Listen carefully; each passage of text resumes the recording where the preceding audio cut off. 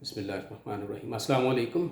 आज की डिस्कशन का टॉपिक है आपके जो एंटी इंक्रोचमेंट ऑपरेशंस हो रहे हैं, इलीगल कंस्ट्रक्शंस गिराई जा रही हैं मुल्क भर में, बहुत अच्छा हो रहा है। सबसे पहले तो हमें इसको अप्रिशिएट करना चाहिए। मैं सोशल मीडिया देखता हूँ, डिफरेंट प्लेटफॉर्म्स देखता हूँ, तो वही कोई दो ढाई ये कहना चाहिए कि 2-2.5% ऐसे लोग हैं जो कि उसके एंटी मवाद को डाल रहे होते हैं सोशल मीडिया पे। कोई भी अभी तक अप्रिसिएशन नहीं आई कि भाई अगर ये नालों के तरफ ऑपरेशन करके इंक्रोचमेंट्स ना गिरती, ये काम ना होता, तो आने वाले सालों में कराची तबाह हो जाता, डूब जाता।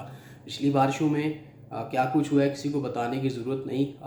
रेस्क्यू ऑपरेशंस हुए हैं, आर्मी की टीमों ने इमदाद की है लोगों की, आके लोग अपने घर में महसूर होकर रह गए, इंक्लूडिंग माई सेल्फ। बाहर से कुछ ला नहीं सकते, बाहर रोडों पे इतना पानी है, लोगों के घरों के फर्स्ट फ्लोर सब के डूब गए थे। ठीक है, लाखों नहीं करोड़ों रुपए का लोगों का नुकसान हुआ था। इवन डीएचए में आपको पता है कि डीएचए में क्या हुआ था, और डीएचए के ऑफिस पे कैसी स्ट्राइक कॉल की थी लोगों ने और कितना एहतजाज किया था, ये सारी चीज़ें हुई थी। रीज़न वॉज दैट कि आपके नाले जो हैं वो इंक्रोचमेंट से भर गए थे, तजावज़ात से भर गए थे, और पानी जाने के लिए उसमें रास्ता नहीं था। और इंक्रोचमेंट्स करने वाले 70% वो लोग थे जो ना तो गरीब थे, ना उन्हें घर की ज़रूरत थी। ठीक है, वो अच्छे पैसे वाले लोग थे और अपने आप को उन्होंने सीक्रेट रखा हुआ था। वहाँ पे वो इलीगली बिल्डिंग्स बना के किराए पे दे के उससे रेवेन्यू उठा रहे थे। या टीआरएन्स का एक फ्लोर आरसीसी, एक टीआरएन का, एक चदरों का, इस तरह से 3 फ्लोर्स बना के वो उससे पैसे ले रहे थे। ठीक है, मोस्टली लोग ऐसे थे, लेकिन उस पर भी गवर्नमेंट को अप्रिशिएट करना चाहिए कि गवर्नमेंट ने पैसे दिए इनको, ऑल्टरनेटिव प्लॉट दिए इनको, और इतने अच्छे तरीके से स्मूथली इस ऑपरेशन को किया, जो कि अभी जारी है। आई थिंक ये 30% इसका फेज़ भी नहीं कंप्लीट हुआ, अभी इस पर 70% काम होना बाकी है। 70 to 80%, वो 20% का जस्ट जो है आपका ये समझ लीजिए कि डिसमेंटलिंग का काम इस पर हुआ है। अभी जो प्लान है उसके तहत रिकन्स्ट्रक्शन और रोड्स के बनना और नाले को कुशादा करना, और ये सारा जो प्लान है गवर्नमेंट का, अल्लाह उसको कामयाब करे, ये भी जारी है। इस हवाले से एक बड़ा अहम पॉइंट है जो डिस्कस मैं करना चाह रहा हूँ वीडियो के थ्रू।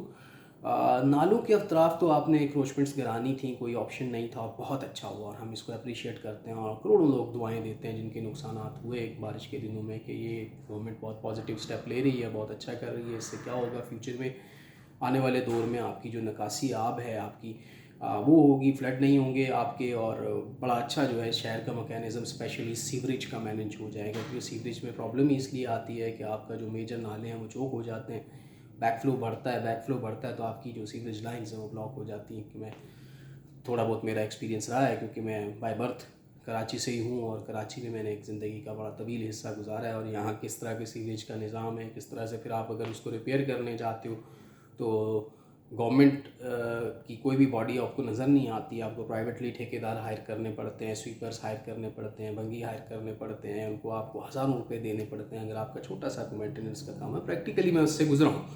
खैर, बात कहने का मकसद ये था कि तो बहुत अच्छा हो रहा है जी, नालों की तरफ ऑपरेशन हो रही है। लेकिन एक पॉइंट एक बड़ा अजीब सा आया है इसमें। जैसे आपका खोखर ब्रदर्स का पैलेस ले लीजिए, ख्वाजा ब्रदरन की सोसाइटी सियालकोट में ले लीजिए, उसमें आप देखें कि दो मंजिला बनी हुई इमारत, 3-3 मंजिला बनी हुई इमारत को गवर्नमेंट डिमोलिश कर रही है। उसका राइट है, बहुत अच्छा कर रही है। इलीगल है, अगर वो इलीगल प्रूफ्ड है तो उसको तोड़ना चाहिए।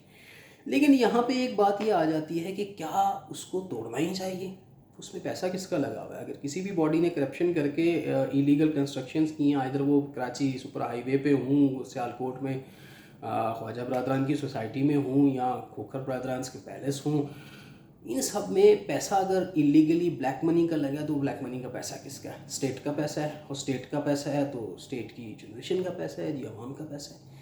एक, चूँकि मैं मुग़ल हूँ और मैं कंस्ट्रक्शन को बहुत डीपली समझता हूँ, हम बॉटम टू टॉप एक बिल्डिंग अगर बनती है तो उसकी फाउंडेशन से लेकर फाइनल टेरेस तक, उसके टैंक तक, क्या उसमें मराहल होते हैं, कितना उसमें इन्वेस्टमेंट आता है, और किस तरह से रैपिडली अब चीज़ों के रेट चेंज हो रहे हैं due to fluctuation of dollar और इकोनॉमिकल कंडीशन।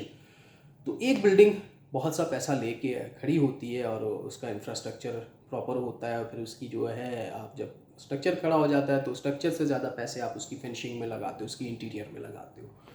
ये एक डिफरेंट डिबेट है। अगर वो पैसा स्टेट का है, अगर वो पैसा, आप इस चीज़ को तो कंफर्म कर लें कि अगर उनके पास वो ब्लैक मनी थी, उनका सोर्स ऑफ इनकम नहीं था इतना बड़ा, इतनी बड़ी उन्होंने कंस्ट्रक्शन कर दी, तो डेफिनेटली करप्शन की इस स्टेट के साथ करप्शन करके जो पैसा इन्होंने अर्न किया वो पैसा ब्लैक मनी थी और वो स्टेट का पैसा था, यहाँ की आवाम का पैसा था। तो जो पैसा हमारा है, आवाम का है, और वो एक बिल्डिंग पे लगा हुआ है और एक डोजल या एक शावल आता है या एक हैमर आता है और उसको तोड़ के डिमोलिश करके कचरा कर देता है, तो इसमें नुकसान किसका है? नुकसान भी डेफिनेटली स्टेट का है। तो मेरा पॉइंट ये है कि उस लगे हुए पैसे को स्टेट को सेव करना चाहिए। एक अब तो सेनेटर्स भी इनके आ रहे हैं, ऐसा लॉ लेके आएँ जिसके तहत गवर्नमेंट अपनी तहवील में ले उस बिल्डिंग को। उस बिल्डिंग में स्कूल बन सकता है, हॉस्पिटल बन सकता है, लाइब्रेरी बन सकती है, गवर्नमेंट ऑफिस बन सकता है, पाकिस्तान पोस्ट का हेड ऑफिस बन सकता है, वगैरह वगैरह। गवर्नमेंट की सैकड़ों ऑर्गेनाइजेशन ऐसी हैं जिनमें आज भी प्रॉब्लम है स्पेस का, जिनमें आज भी प्रॉब्लम है अच्छे इंटीरियर स्ट्रक्चर का। तो अगर अच्छी इंटीरियरली डेकोरेटेड बिल्डिंग है और वो करप्ट साबित हो चुकी है कि बनाने वाले ने ब्लैक मनी से इसको बनाया और वो जगह स्पेशली जो है लैंड गवर्नमेंट की थी, जिसको ऑक्यूपाइड थी, तो गवर्नमेंट उस कंस्ट्रक्शन को उस ऑक्यूपाइड लैंड पे जो हुई है अपनी तहवील में ले। उसको जो वागजार करवाने का लफ्ज़ आता है ना, आपका न्यूज़ चैनल पे भी देखते हैं कि ज़मीन वागजार करवा ली गई।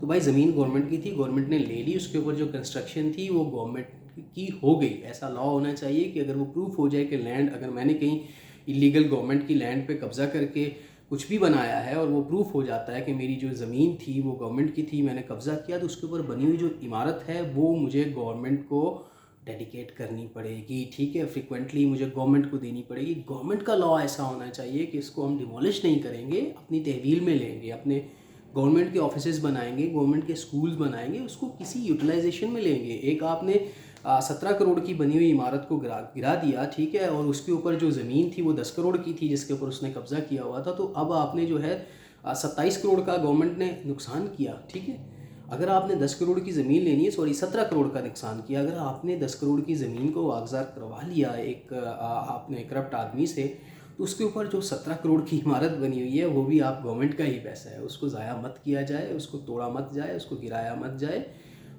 उसको गवर्नमेंट अपनी तहवील में ले और उसको यूटिलाइज़ करे किसी ऐसी पर्पस में जहाँ गवर्नमेंट को रिक्वायरमेंट्स हैं अच्छे ऑफिसेज़ की। ठीक है, बहुत सारी जगह ऐसी हैं कि जहाँ पे आप देखें कि इस्लामाबाद वो कोर्ट के बाहर क्या हो रहा है जी, वकला के वो जो बने हुए हैं चैम्बर्स, तो उनको एक पर्टिकुलर जगह अगर दी जाती है कि यहाँ पे आप बैठें और वो इंक्रोचमेंट्स ना बनती हैं, उसको तोड़ा ना जाता और इतने बड़े हंगामे भी ना होते, तो डेफिनेटली गवर्नमेंट के पास इंफ्रास्ट्रक्चर अच्छे वाले जो ऑफिसेज हैं वो बहुत कम हैं और उनको ज़रूरत तो है डेफिनेटली अपने गवर्नमेंट सेक्टर में बहुत सारी ऑर्गेनाइजेशन को डेडिकेट करने के लिए, ब्रांचेस बनाने के लिए। तो उसमें ऐसी जगहों को यूटिलाइज़ किया जाए जो कि वेल डेवलप्ड बिल्डिंग्स हैं और उसका नुकसान कहीं भी सिटी के इंफ्रास्ट्रक्चर पे नहीं हो रहा। अब नाले की कोई बिल्डिंग है तो उसको तो गिराएंगे जो नाले की जगह में बनी हुई है, उसके अलावा तो कोई हल नहीं है, क्योंकि आपको नाले बड़े करने हैं, खुले करने हैं और नकासी का जो निज़ाम है वो प्रॉपर करना है। लेकिन अगर कोई बहुत अच्छी बिल्डिंग बनी हुई है, लेट्स सपोज किसी पोश एरिया में बनी हुई है बहुत अच्छी बिल्डिंग, पता चला जी वो साहब ने करप्शन करके बनाई थी, तो वो बिल्डिंग गवर्नमेंट अपनी तहवील में ले और उसको यूटिलाइज़ करे, उसको यूज़ करे।